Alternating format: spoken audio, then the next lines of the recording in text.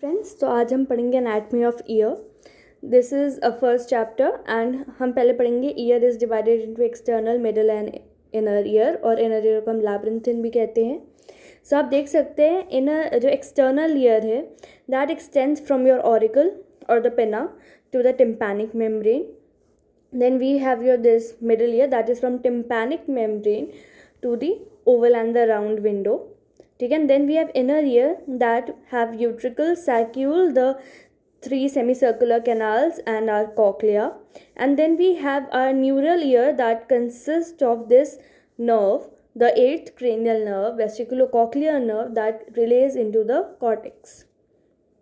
Okay, so starting with the auricle or pinna, it is the outer part of the ear that is made up of the yellow elastic cartilage except for the lobule.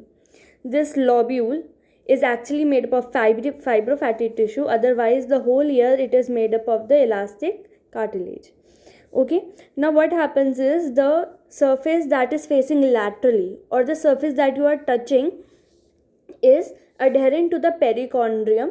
So any furuncle or carbuncle that occur here is very painful. And likewise the medial side of the auricle that is near to your mastoid process, opposite to your mastoid process, it is loose, and therefore any furuncle or carbuncle here won't be as much painful as the lateral surface. Then a very important point is that between the tragus, now these are the landmarks. As you can see, the outermost portion is helix. Inside is a bulge known as antihelix that is dividing into two crusts, superior and inferior crust. The helix is ending into the crust of helix, and this we have a tragus. Okay, we all know what is tragus is. Between the crust of helix and tragus, the cartilage is absent.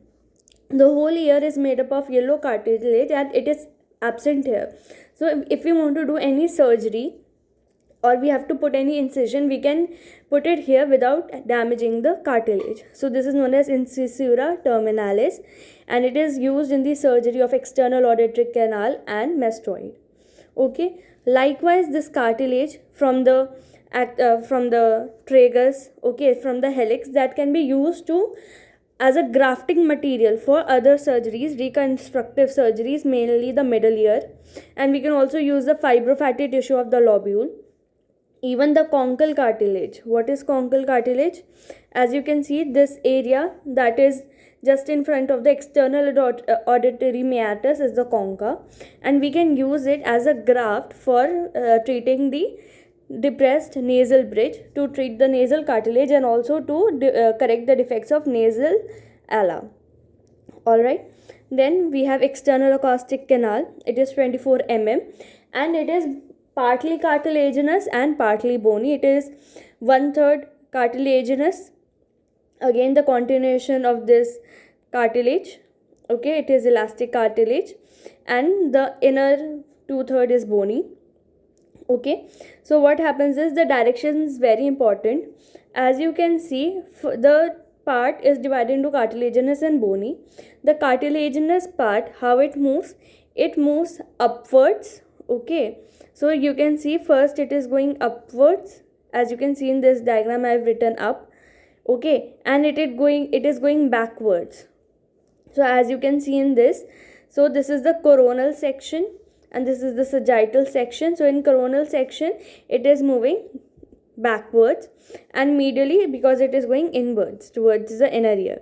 Then the inner part, the bony part, it goes downwards, forwards, and medially, again medially.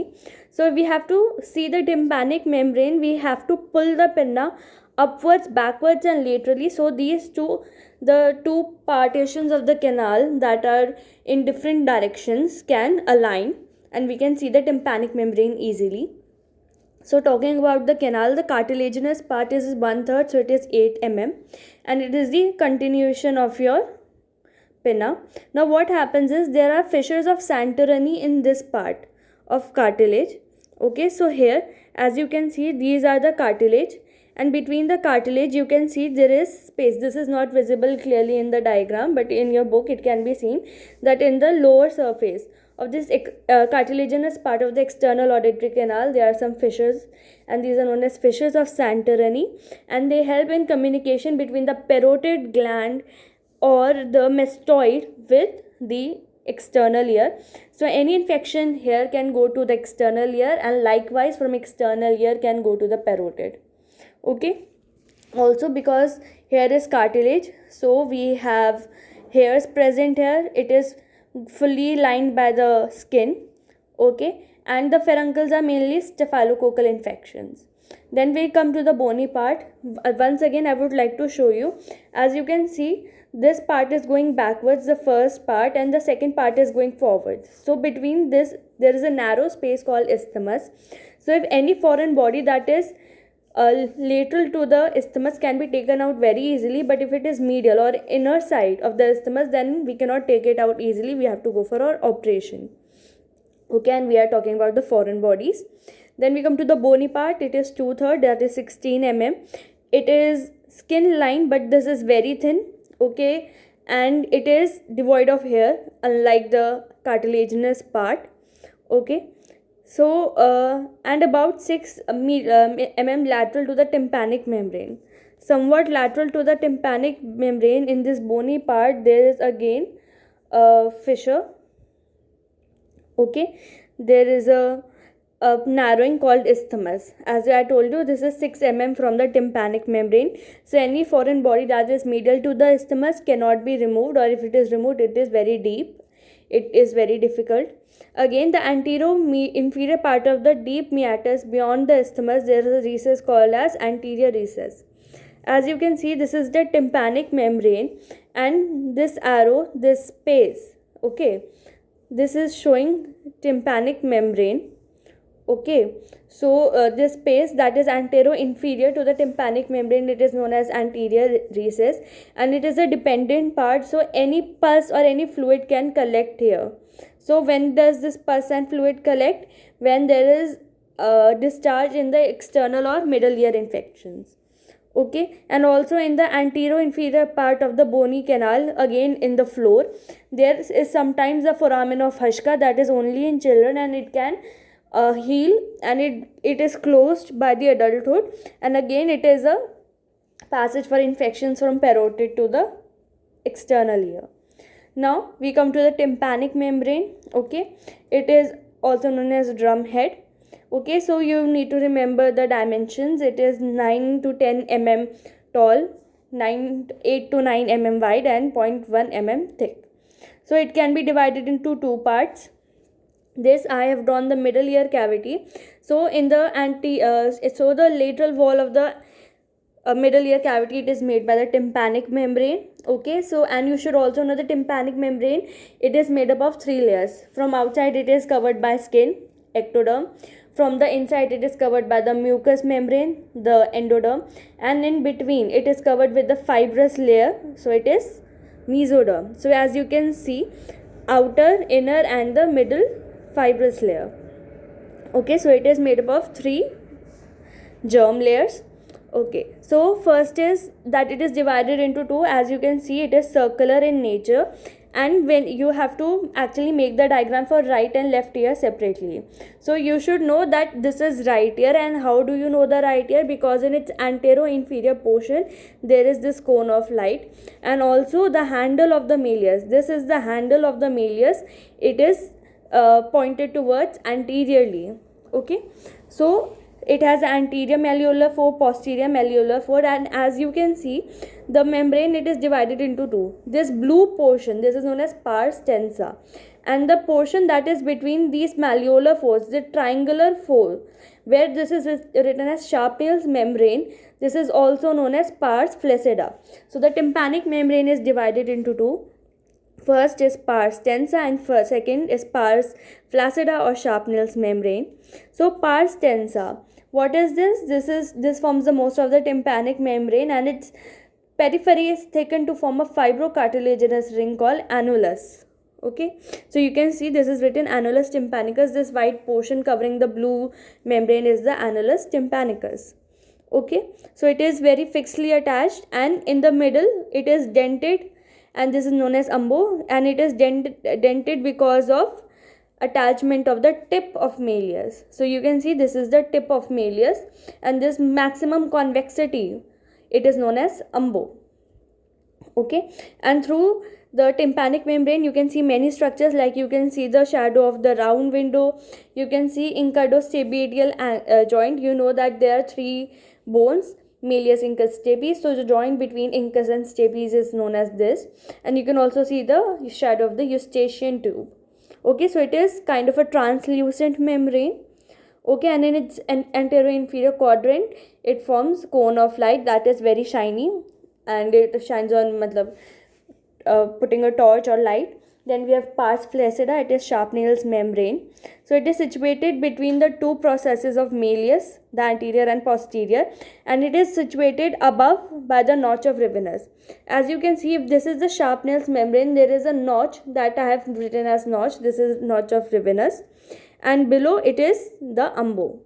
Okay, so you can see this is the Sharpnell's membrane, and it is between the two malleolar folds, and below is the umbo, means below this is the handle of the malleus, this is the handle of the malleus, and above there is a notch of Rivinus that is not marked over here. Okay, and it is not so taut as pars tensa, therefore its name pars flaccida. Mainly the pars tensa, it has the layers of the tympanic membrane, and pars flaccida is basically the fibrofatty tissue, so it does not take part in vibration and it is pale in color. Okay, so you can see the pars flaccida, it does not have the fibrous content, so it is not very tense. Okay, and also you can see the bone. Okay, so it is protruding inwards into the middle cavity, so this is known as scutum. It is also known as sharp bony spur. Okay, so the part of middle ear that is in directly contact with pars tensa, okay, that is known as mesotympanum. The above part, above the pars tensa, this is known as epitympanum, and the part below this pars tensa, it is known as hypotympanum. Okay, so first is the layers. So we know ki outer is skin, inner is mucus, and in between we have fibrous layer. And the fibrous layer is again in three types of fibers. It can be circular, okay, it can be radial, and it can be parabolic fibers. Then we come to the relations of external acoustic meatus. So the superior, so if you see, this is the external acoustic canal. So above it you can see this is the bone. Okay, and this bone is above just the middle cranial fossa, and below there is the tympanic temporomandibular joint. Anteriorly and inferiorly also we have parotid gland inferiorly, and posteriorly we have mastoid air cells and facial nerve. So as you can see, this is the mastoid process that is behind the external acoustic meatus, or you can also say canal. Okay, so the posterior superior part of deep canal near the tympanic membrane is related to mastoid antrum, and sagging of this part is noticed in acute mastoiditis. So as you can see, this part that is there, okay, the posterior superior part of the canal near the tympanic membrane, it is in relation to this mastoid, so it can sag off during acute mastoiditis. That will be again read in mastoiditis. Then we go to the nerve supply. So you can see mostly it is the lateral part, it is mostly supplied by the greater auricular nerve C2 C3. The inner part, the concha and the meatus, even the canal, that is supplied by the 10th and the 7th nerve, the vagus and the facial nerve. And the inner part, that it is by auriculotemporal. You know auriculotemporal also serves this parotid, so you can remember that because here parotid, it also gives sometimes branches to the ear. Now here you can see other branches are lesser occipital. Okay, so it is medial and upwards. So this was it. And the branch of the 10th nerve, it is known as Arnold's nerve. This nerve that is supplying the concha and the external acoustic meatus, it is known as Arnold's nerve, and you can see it is also supplying the innermost part of the medial side. Okay, then external auditory canal, it takes its nerve supply from the meatus and the auricle only. So you can see it is auriculotemporal, the same that was supplying the parotid and the anterior part of the lateral wall, lateral part, this. Okay, and we have also the auricular branch of the vagus and the seventh nerve. Now what happens is, most of the time there is herpes zoster infection and it can become dormant in the nucleus of the seventh nerve. Now when it precipitates, it can cause lesions in the distribution of facial nerve. So it can be in the concha, the posterior part of the tympanic membrane, and the postauricular region. So you can see here the concha, the canal also, and till where it will goes, till the tympanic membrane, and these lesions are painful. Okay, then tympanic membrane, again it is taking the branch from the external. These are all the branch that is going inside. From the outer side it is supplied by auriculotemporal and vagus, but from inner side, okay, from the middle ear side, it will be supplied by ninth nerve, that is Jacobson's nerve, and we will read it again.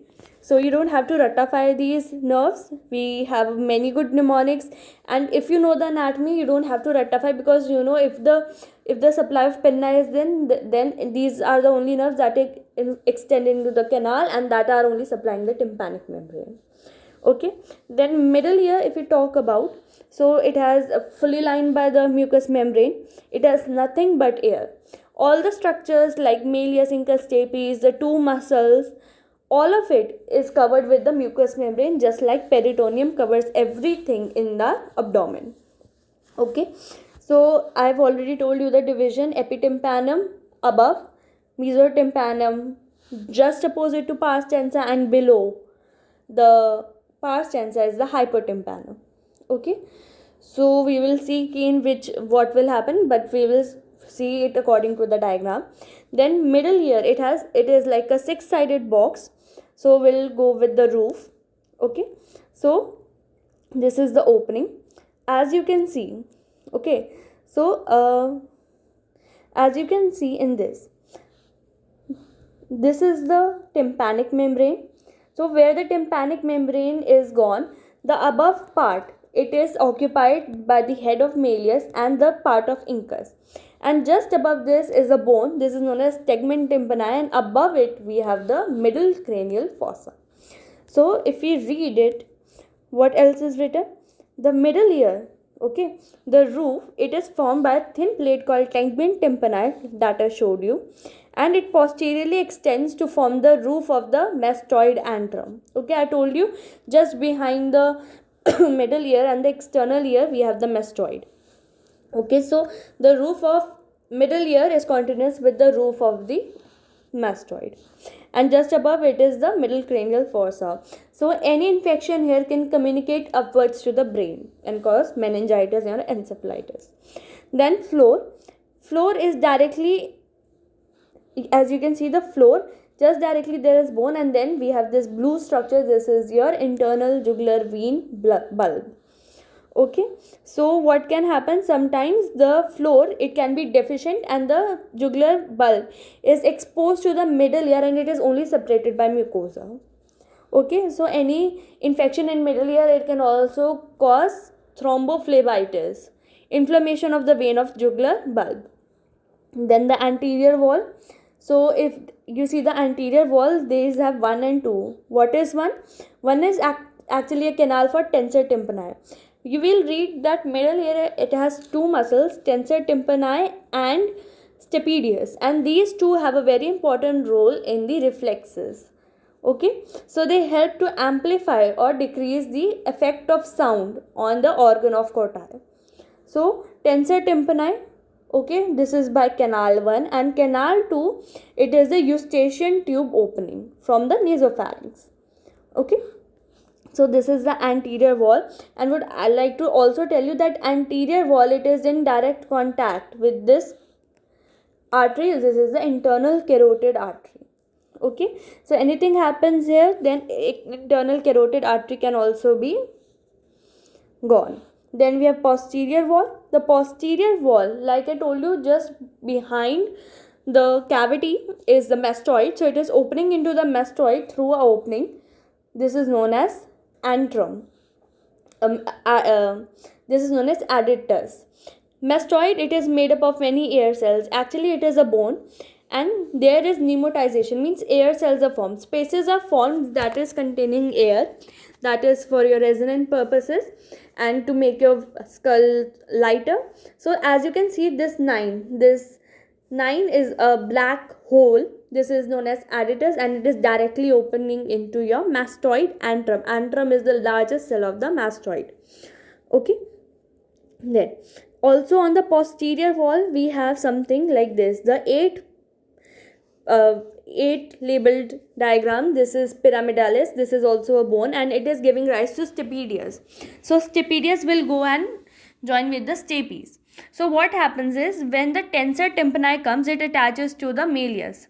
Okay, so it attaches to the malleus. So what will happen, if the tensor tympani is taut, the malleus will be retracted backwards. Okay, so what will happen, the tympanic membrane will be also retracted backwards towards the middle ear. Now the tympanic membrane will become more tense and it won't be able to vibrate. Okay, so this is to save your ear from very large sounds, like somewhere there is explosion or gunshot. So to protect your cochlea from getting damaged, this reflex is necessary. Likewise, we have this pyramidalis in the posterior wall, and it is attaching to your incus. Okay, so when it attaches to the incus, it does the same. It makes the incus taut, that makes the malleus taut, and that makes your tympanic membrane taut, and that saves your ear from damage from excess loud voice. Okay, then you also see there is this nerve, seventh nerve, that is running. So it enters in the cavity via the medial wall. Now as you see, around the pyramidalis it bends. So this is known as the genu of facial nerve, and this landmark is very important for your surgery point of view of facial nerve. Now what happens is, through the posterior wall, it goes behind the posterior wall and it runs in a canal. This is known as facial canal, and it also forms something known as facial recess. So you can see there is a 10th nerve. This 10th structure is there, that is being given out by this facial nerve. This is known as chorda tympani. And what does chorda tympani do? It goes to the tongue and takes its sensations, the anterior to the taste sensations. Okay, then something we have facial recess. Okay, and it is also known as posterior sinus. So as you can see, so this is a coronal section, this is stapes. Okay, and it is opening into the internal ear. This is the medial side. As you can see from this is pyramidal, and this muscle is known as stapedius muscle, and this is facial nerve that is running in the posterior wall in a canal. This is known as facial canal, and in front of it there is a space. This is known as facial recess or posterior sinus, and it is given a branch. The facial nerve has given a branch called as chorda tympani.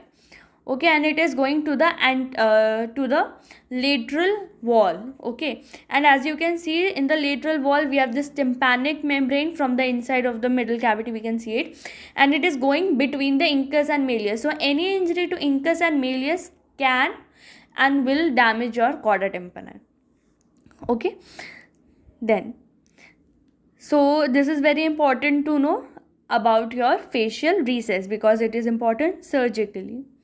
Okay, so as you can see, the facial nerve, it is being held between the pyramidalis below, okay, and the adductus above, and also it is written that it is medially bound by the seventh nerve, and laterally by the chorda tympani, and above by the fossa insidipidus. We are talking about the facial recess. So this triangular part is the facial recess. So medially by facial nerve, laterally by chorda tympani, and just above this is something that is known as fossa insidus. This is due to the short process of incus bone, and it is not labeled in the diagram. Okay, so as you can see, the incus, this is a short process, so it makes some kind of a sinus, okay, in the posterior wall. Then we come to the medial wall. Okay, so medial wall, this is opening into your round window, the third structure, and fourth is your oval. The third structure is your oval window and fourth is your round window. So this is opening into the cochlea, right? So this is very important. Now what happens is that in the middle there is a bulge. This is known as promontory, and this is due to cochlea. So just behind the middle ear you can see this structure. This is your cochlea, and this is forming a bulge over here. You can see this is the bulge. Okay, so you can see these are the three semicircular canals. Then we have utricle, and this portion that is forming the bulge, that is saccule, that is being connected to the cochlea. So this is known as promontory. And what happens is that in promontory we have something known as a plexus that is made by the ninth nerve. We just read the ninth nerve, the Jacobson's nerve. So it comes here, the ninth nerve, and it forms a plexus. Alright, and as you can see the oval window, okay, it is being joined by the foot plates of stapes. So foot plates of stapes vibrate along with the tympanic membrane, and it vibrates your oval window. Okay, then we have many prominences. Okay, just above this promontory, okay, you can see, and the round window you can see the seventh nerve is entering. Okay, and also just above the seventh nerve you can see there is an impression, okay, a sinus again, and this is due to the impression of the horizontal semicircular canal. Okay, then we have also something known as processus cochleariformis. It is nothing, it is a hook like structure, it is a bony structure through which the tensor tympani winds around and changes its direction of course. So what happens is through anterior surface it comes, it goes to the hook, it winds around it, and then it goes and joins to your malleus. Okay, it joins to your malleus over here. So anteriorly it enters, posteriorly it goes, and then it comes to here, to the malleus. Okay, then we have something, this cochlearis process. Okay, so it is also the process where the genu of the facial nerve starts. Okay, and it is a very important surgical landmark. Okay, and medial to the pyramid there is a deep recess. So as you can see, this is pyramid, this is the medial wall. Between the posterior and medial wall, or between the pyramid in the posterior wall and the medial wall, there is a space. This is known as sinus tympani. Okay, and it is marked above by ponticus and below by subiculum. So it is nothing, it is a mucous structure. So the eighth portion is the sinus tympani, the seventh, this light line, as you can see, this is pontine, and below this ninth line is subiculum. So these are nothing, just landmark structures are there. Okay, then we have the lateral wall, and it is made by tympanic membrane. Okay, and we already read about the scutum. Okay, so it is transparent, and through it we can see many structures. Then we come to the mastoid antrum. Okay, it is nothing, it is a cortical bone. It has many air containing spaces that are also known as cells, and the biggest and the largest cell of the mastoid, it is known as mastoid antrum. Okay, and it shares it through with the middle cavity. Middle ear cavity roof continues posteriorly to form the roof of the mastoid, and this mastoid roof is known as tegmen antri, antrum to antri. Okay, now what happens is the lateral wall of the antrum, okay, it is just separated from outside by a plate of bone. Okay, so this plate of bone, this is known as McEwen's triangle. It is very important because if we drill into the bone, we can directly go into the mastoid antrum. That is affected in your mastoiditis if you are removing the mastoid totally. Okay, so what are its boundary? So as you can see, this is the temporal line, the A is the temporal line. B is nothing but the posterior superior margin of the external acoustic meatus, and C, it is a tangent. Okay, it is a tangent that is being drawn to the external acoustic meatus. So the area between these is known as McEwen's triangle, and bone here is 0.5 centimeter thick in adults. Okay, then the bony prominence of the horizontal. Okay, so we have the opening, this is known as additors. So you can see facial nerve, just above the facial nerve we have our additors, and the horizontal canal, the sixth structure is near to your additors. Okay, so what happens is the mastoid cells, they are not fixed, and they are not fixed where they will form. So they can form in human in many space, and they are like honeycombs like structures. Okay, so we have three types of cells. First is well pneumotized. Well pneumotized means large air spaces, thin septa. Diploitic means marrow spaces are there and few air cells, means marrow spaces is more and air cells are few. But in sclerotic there is no air cells and it is fully filled by the bone, and it does not have the marrow space also. So well pneumotized, more air cells. Diploitic, bone marrow is there, and sclerotic, neither bone nor air cells are there. Okay, then the mastoid. Okay, in any type of mastoid pneumatization, antrum is always present. Okay, the sclerotic mastoid, okay, the one which does not have air cells or marrow, okay, is usually small, and it is just in line with the sigmoid sinus. Sigmoid sinus is nothing, the drainage of the brain. The sigmoid sinus, it makes your inferior jugular vein. Okay, so depending on the position, we have so many mastoid air cells. Okay, so it can be in the mastoid antrum, as you can see it is the largest. Then we have small connection. Then like in zygoma, this can be zygomatic. If it is the petrous part of the temporal bone, it can be petrous apex cells. Okay, it can be in the tip of mastoid, it is tip cells. It can be behind the external acoustic meatus, it can be retrofacial.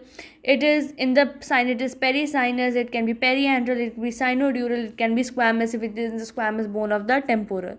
So these are various cells, and these are not fixed. It can make any way in any people, but the problem is if there is absence in these cells, then we have to locate them. And these, as you can see, they are variable, and they can be present as far as in zygomatic bone and as above as squamous. So they can be sometimes located far from the mastoid region, even though they are developed from mastoid. Then we come to the development of mastoid. Okay, so mastoid develops from this squamous and the petrous part of the temporal bone, and the squamous and the temporal part of the bone are actually separated by a septum. This is known as corner septum, and this is very important surgically. Why? Because this corner septum is something that is related to antrum. If you want to go to the antrum, which is the most common site of infection in your mastoid, so you have to go through the septum. If you don't remove this septum, you cannot go to the antrum, or anyway you cannot remove the mastoid also. Okay, then we have petrous apex. Okay, so the petrous part of the temporal bone, it has something the apex, and it is forming the boundary of your middle cranial fossa, the posterior boundary. Okay, so it is lying anterior and medial to your inner ear. Okay, so in petrous part of the bone, what happens is the vestibulocochlear nerve enters to the brain. Okay, so we know this. Okay, and it lies anteriorly and medially to the inner ear. Okay, and sometimes what happens, we also read ki petrous apex, the air cells of the mastoid can also be present here. So if there is any inflammation or cystic lesion here, so how do we remove these air cells? So there are many ways. We can go inferior route, and this is very common. So in this, what we do, we go through the mastoid and we run below the labyrinth. We do not go into the middle inner ear, we go below the inner ear. Okay, then we have infracochlear, that we go through the inner this ear canal, but when we are entering into the middle ear, now we go below the inner ear. So in infralabyrinthine we go through the mastoid, in infracochlear we go through the external auditory canal. But the main thing is, when you enter through the inner ear, near the inner ear, you always go below it. You do not go through it, you go below it, so there is no damage to there. Then we have superior root, and can be through the middle cranial fossa, it can be through your superior canal, or it can be through your root of zygoma. Now you can see this is the petrous part of the temporal bone, okay, and it is far more inner and medially, anterior and medial to your inner ear. Then anterior root, anteriorly you actually now go anterior to the cochlea, okay, anterior to your inner ear. So again you go through your inner this external auditory canal, then you go anterior to your cochlea. Okay, there's also a translabyrinthine approach where you have to go through the inner ear. Now what happens if you go through the inner ear, then you have to remove the inner ear because it is damaged. So it is only done in those cases where the inner ear is not functional, or there is no chances that it can be treated. Okay, so if the inner ear is used, it is non-functional, then we use this translabyrinthine approach. Otherwise we can go above it superiorly, or we can go inferiorly or anteriorly. Okay, we do not go through the inner ear. Then we come to the ossicles. So we all know this is Miss means Malleus Incus Stapes. So you need to know the parts, only you need to know what are the parts. So we have this handle, the tip, it is to the umbo, it is attached, and umbo till above it has the handle. Then you see this lateral process. From this lateral process arise the two malar folds. Then we have something known as anterior process, we have neck, and we have head. Then incus, it has a body. Then we have a short process. This forms an indentation or the incus fossa. And we have long process that is attached to stapes. Stapes, again we have head, and it has anterior and posterior crust. And this foot plate is very important. Okay, so you need to know that the malleus and incus, it is made from the first pharyngeal arch. The stapes, the head and the crust, they are made from the second arch, but the foot plate, this is purely from your saccule or the inner part of the ear. Okay, from your otic capsule it is made. We will again read in this embryology.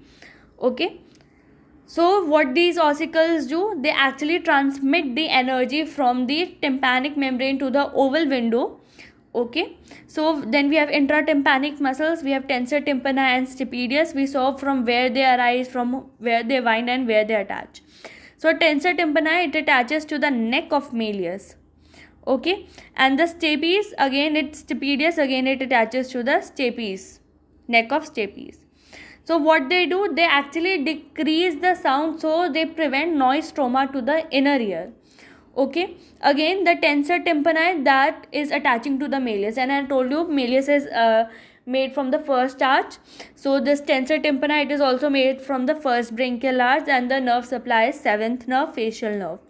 But the stapedial muscle, it is attaching to the stapes, and stapes is made from the second branchial arch, and it is supplied by the mandibular nerve or the trigeminal nerve. Then we come to the tympanic plexus. I already told you on the promontory there is a plexus that is made by the ninth nerve, the glossopharyngeal nerve. Okay, and it also gives the Jacobson's nerve that is supplying your tympanic membrane from inside. Also that you know, the anterior wall, it is associated with internal carotid artery, and internal carotid artery carries sympathetic fibers from the ganglion, cervical ganglion. Okay, they also give the branches to the promontory. Okay, now what happens, they supply all the things that are present in the middle ear. And what happens, this ninth nerve, this gives something known as auriculotemporal nerve that supplies the parotid gland. So if you know what is Frey syndrome, you must be knowing whenever we eat something we salivate. But in Frey syndrome, we salivate also as well, we sweat. So what happens is the auriculotemporal nerve during trauma to parotid mixes with the sympathetic fibers to the sweat gland. So whenever you eat, you also sweat. That should not happen, and it is kind of a social embarrassment. This is known as Frey syndrome.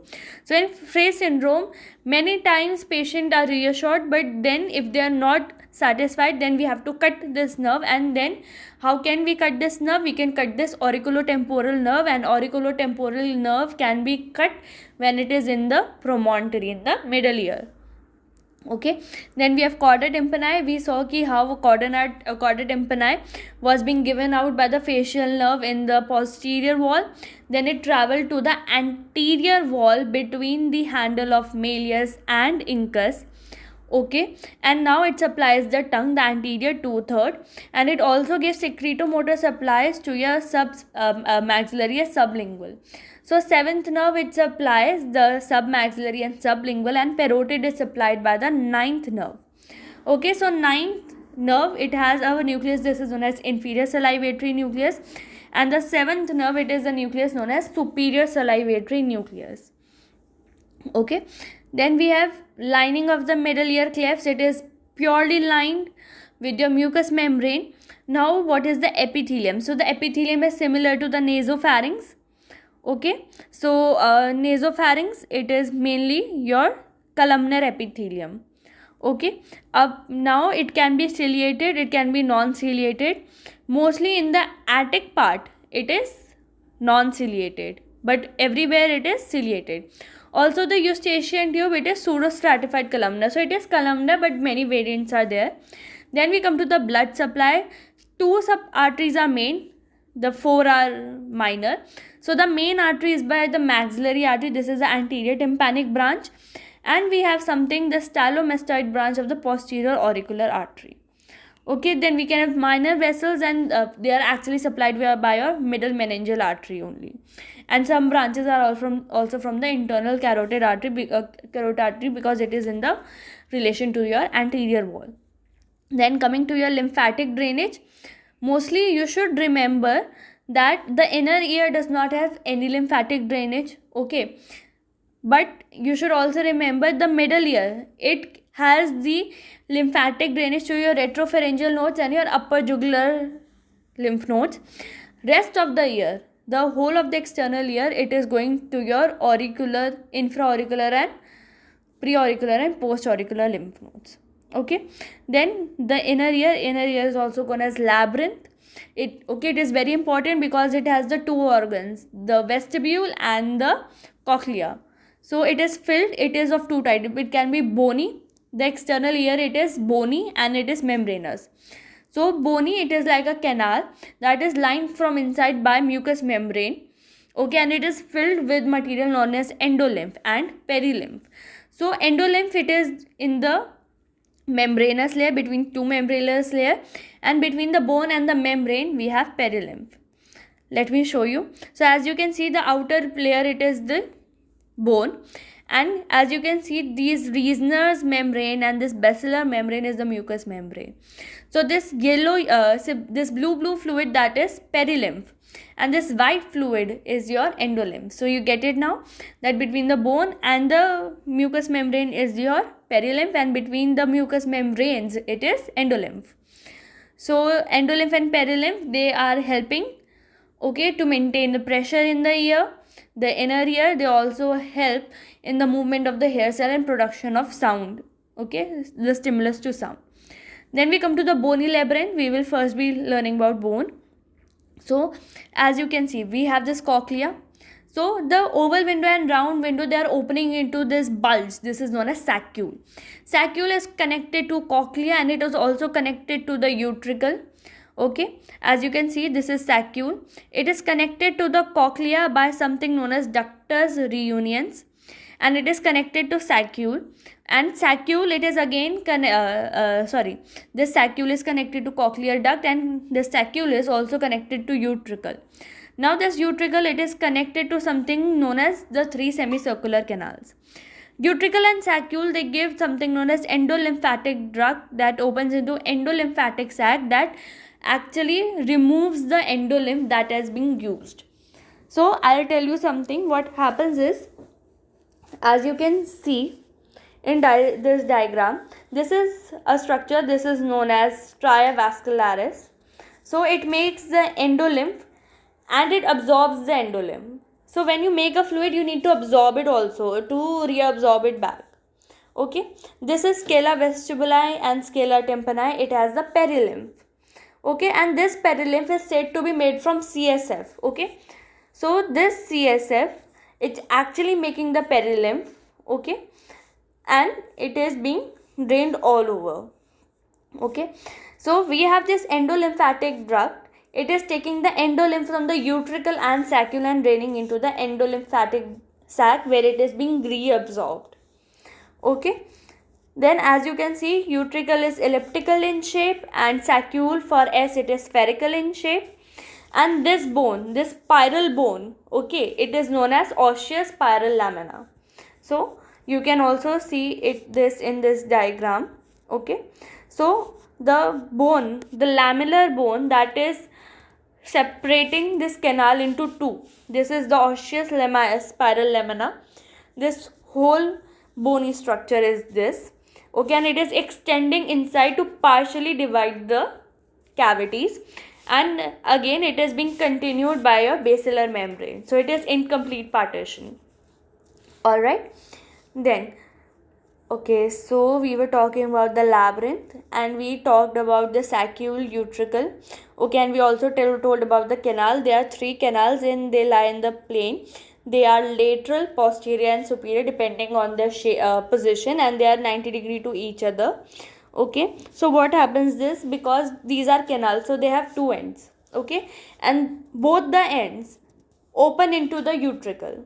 Okay, so since we have three canals, there should be six openings, but there are only five openings because the canal of this posterior and canal of superior, okay, their one end fuse together to form something known as crus commune. As you can see, this is crus commune. So their one end combines to form one opening only. So there are five openings. Okay, and each opening, so like a pipe there are two openings, so one opening is non-ampullated, that we know what is ampullated, and the other opening is ampullated. So ampulla is nothing, it is the sensory structure that actually senses the change in position in semicircular canals. Then we come to the cochlea. So bony cochlea, it winds around something. There is a bone, this is known as modulus, so around this it actually winds. Okay, so it winds, so you know that cochlea has 2.5 turns. Okay, so like a screw in between, we actually whirl it around like a thread. So this bone is known as osseous spiral lamina, and it also actually incompletely divides the cochlea and gives attachment to the basilar membrane that I have told you already. Okay, so the bony bulge, okay, in the middle wall of the middle ear is to the promontory, it is actually due to this cochlea. So the promontory is due to cochlea. Okay, then the cochlea, if this is just like a tube that is wind around the modulus, so this tube, if we cut and take the cross section, it is divided into three compartments. The upper is known as scala vestibuli, the middle it is known as scala media. This is actual cochlear duct, and it contains something of known as organ of Corti, that is actually the thing that is sensing the sound, and the scala tympani. And how they are separated, by above they are separated by the isthmus membrane, and below they are separated by the basilar membrane and your osseous spiral lamina, both. Okay, now what happens is the membranous part, okay, this is the membrane, this is the tube now. So this membranous part, it ends, it is a blind sac, so it ends here, it ends, starts from here, it ends here. So there is a point of time where scala vestibuli is in communication with scala tympani, and this is known as helicotrema. Okay, this point is known as helicotrema. Now as you can see, this is the foot of stapes, and it is opening into the, actually attached to the oval window, and oval window is opening into scala vestibuli, and below this is the round window, and it is communicating with the scala tympani. So whenever foot of stapes move, now the scala vestibuli will vibrate, and it will force its will spread the vibration along the scala tympani. So when stapes go inside, the round window goes outside, it bulges, as you can see in this. And vice versa happens when scala vestibuli, the oval window bulges, the round window goes inside. So it is just like one is going out, then other is going in. So it is rhythmic movements. Okay, whenever the sound is produced. Okay, So we were talking about this membranous labyrinth. Okay, so membranous labyrinth, we have again utricle, saccule, cochlea, and the endolymphatic duct and sac that we saw above. Okay, so cochlea, we saw it is divided into, it is made up of scala media. The scala media is the actual membranous labyrinth. Okay, and between the bone and this labyrinth, membranous labyrinth, is your scala vestibula and tympani. Okay, it is a blind tube. Okay, so above is the Reisner's membrane, below is the basilar membrane, and we have something known as stria vascularis is also there. So it contains vascular epithelium and it forms the endolymph. Okay, then the cochlea, it is attached to the saccule by ductus reunions, we saw that. The length of basilar membrane increases as we grow from base to apex, and this is why the reason we listen higher frequencies at the base. So where is the diagram? I think the diagram is not in this. So it is nothing, I will tell you. The middlemost point, this is apex, and the outer part is base. So when we go from apex to base, the frequency increases. Okay, why? Because the length of the basal membrane increases. Okay, so when we go from A to B, or when we are going alphabetically from apex to base, the frequency increases. So more the frequency, more it is it is more easily catched or more easily interpreted at base, and lesser the frequency, it is more interpreted at the apex. Okay, then we have utricle and saccule. So they are also membranous. Okay, and they receive opening. The utricle receives 5 openings from the 3 semicircular canals. The sensory structure of the utricle, it is known as macula. Okay, and the same way for your saccule, it is also known as macula. Utricle and saccule, they are concerned with linear acceleration. So utricle is concerned with horizontal acceleration, okay, anterior, forward, and something like that. But your saccule, it is concerned with your vertical, up and down acceleration. Okay, then we have something Meniere's disease. This is a very important thing. Then we'll read it later on, but you should know, in Meniere's disease, nothing happens. The saccule, it becomes distended against the stapes foot plate. Okay, so as you know, the stapes, it is actually opening into the saccule. So what happens is, when the saccule becomes so distended, it is actually putting the stapes outwards into the middle ear. Okay, so the stapes is not able to work properly. So there are intermittent episodes, meaning there are episodes for hearing loss. Okay, this is Meniere's disease. Okay, and we have also something in the semicircular canal. There it is again, their ampullated structure, this is known as crista ampullaris, that is actually detecting the acceleration. The semicircular canal, they actually see the acceleration in multiple planes, means rotatory position. This is not linear, this is rotatory. So if you are going up and down, left and right, anterior, posterior, okay, so this is semicircular canal. It detects your position in 3D. Then we have endoduct, endolymphatic duct, and sac. So they are coming from utricle and saccule. Okay, and the function of endolymphatic sac is very important because it is actually absorbing your endolymph. It is present between the 2 layers of dura. Okay, and it is also important surgical site, because I told you in Meniere's disease what happens is the saccule becomes distended. So what we can do, we can incise this endolymphatic sac, take out the endolymph, so the saccule is no longer distended and is no longer putting pressure on foot of stapes or making it push outwards. Then we come to the inner fluids and their circulation. We have something perilymph and endolymph. Okay, perilymph, it is similar to a extracellular fluid, it is rich in sodium, and endolymph, it is like your intracellular fluid and it is rich in potassium. So we know where it is perilymph, it is actually made from CSF. Okay, it is a theory that it is made from CSF, and it communicates, okay, to the arachnoid, subarachnoid space also. So I'll show you how. So if you can see, they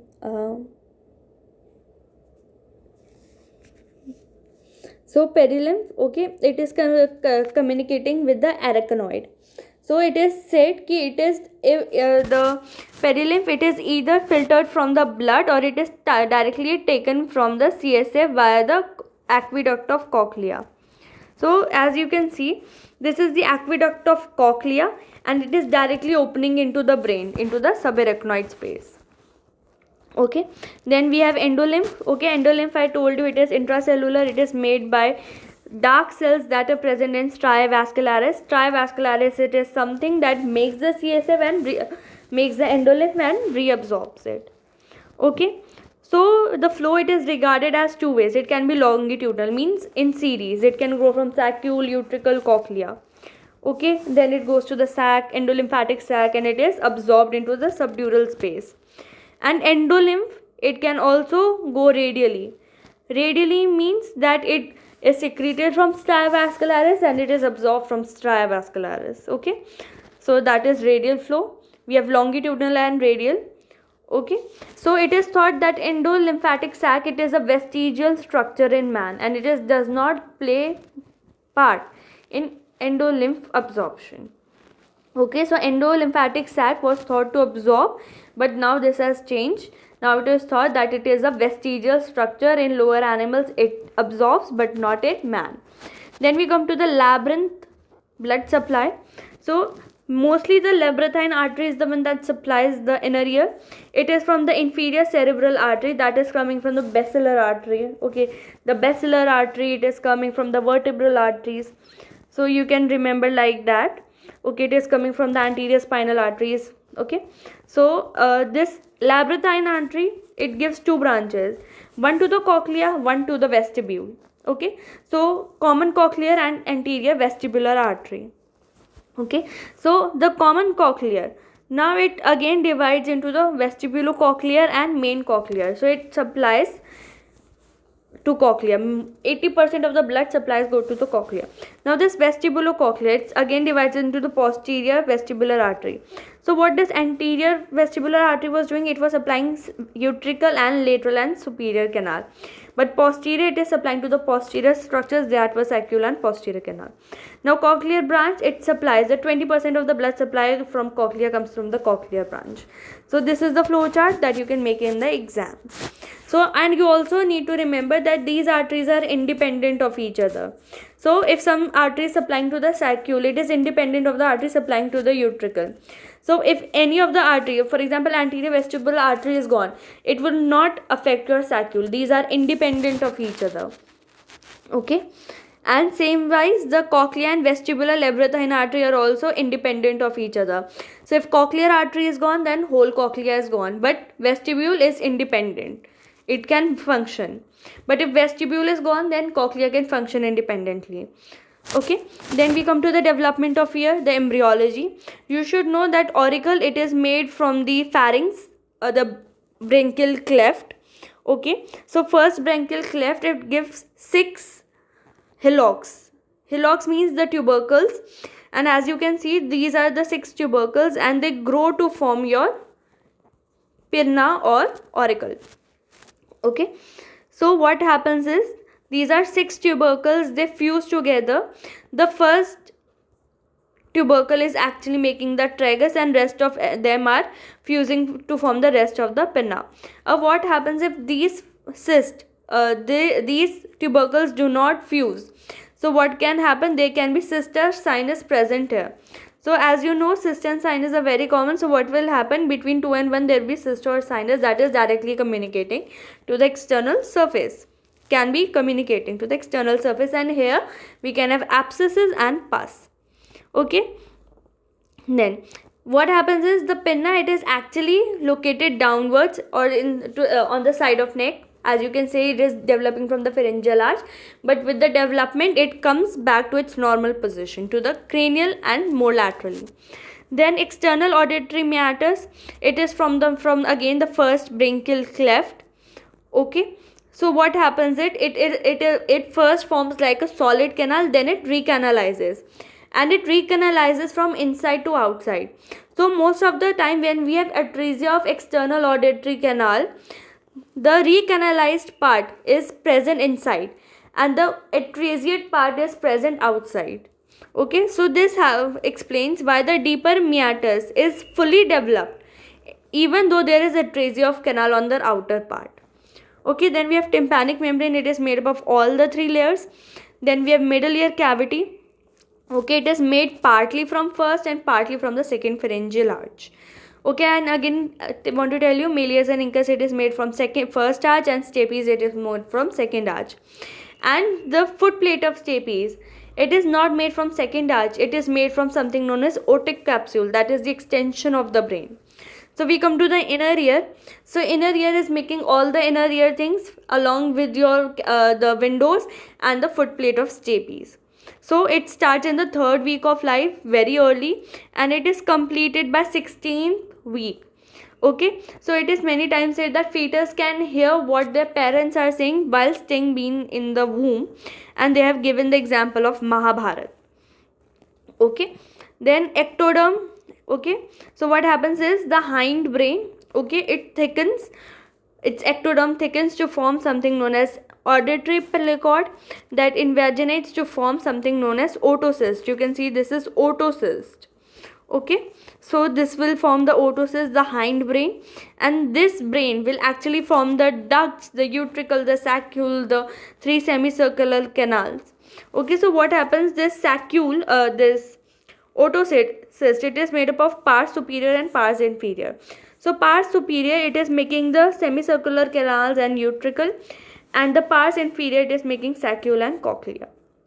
Okay, then again these are independent. So the middle ear development, in external ear development, internal ear development, they are independent of each other. So many a times what can happen, that the external ear can be damaged but inner and middle ear are perfect, or sometimes the inner ear is damaged but the external and middle ear are perfect. So they are independent of each other.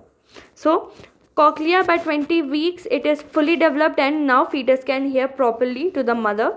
So this is the timeline.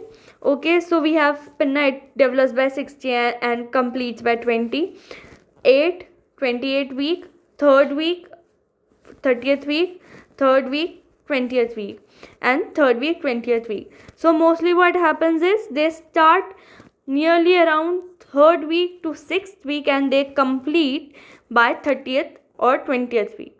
So you can remember this rough estimate, and mainly you should remember for cochlea and vestibule. Okay, thank you. So this is all for the anatomy.